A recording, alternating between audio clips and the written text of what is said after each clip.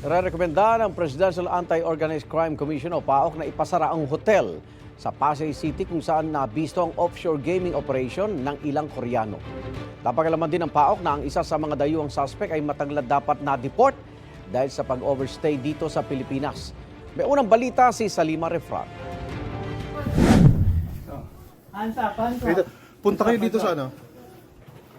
Matagal na palang dapat na-deport ang isa sa 6 na Koreanong naaresto sa raid sa isa umanong pogo sa basement ng isang hotel sa Pasay City. 2023 pa raw ang blacklist order nito sa Bureau of Immigration dahil matagal ng overstaying sa Pilipinas. May isang may tourist visa pero paso na noon pang Enero.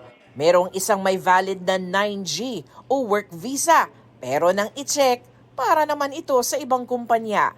Mga residence visa naman ang hawak ng iba. Kahit naman po anong visa nilang hawak dito, kahit may resident visa sila, pero given na nahuli natin na may ginagawa silang violation dito, ay maari pong ma-revoke yung kanilang visa at ma-deport sila.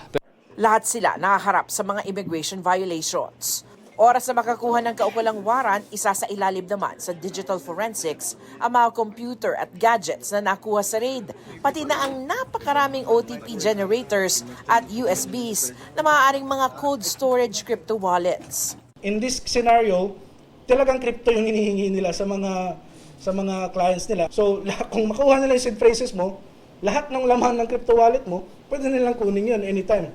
Malalim na investigasyon ang isasagawa pa ng PAOK tungkol dito.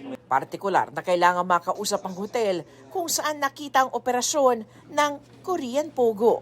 Bakit sila nakapag-operate doon? We will recommend for the closure, of course, the hotel.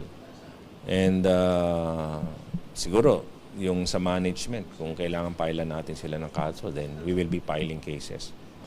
And I think this will serve as a warning also to other hotels na they should look into yung mga umuupa sa kanila kasi they cannot just say na nagulat na lang kami na ganito pala yung ginagawa nila. No? Sabi naman ng PAGCOR, walang lisensya mula sa kanila ang ni-raid na opisina. Patunay raw ito na nag-underground na ang mga scam hub matapos ang ban ng pamahalaan. Ito ang unang balita sa Salima Refrat para sa GMA Integrated News.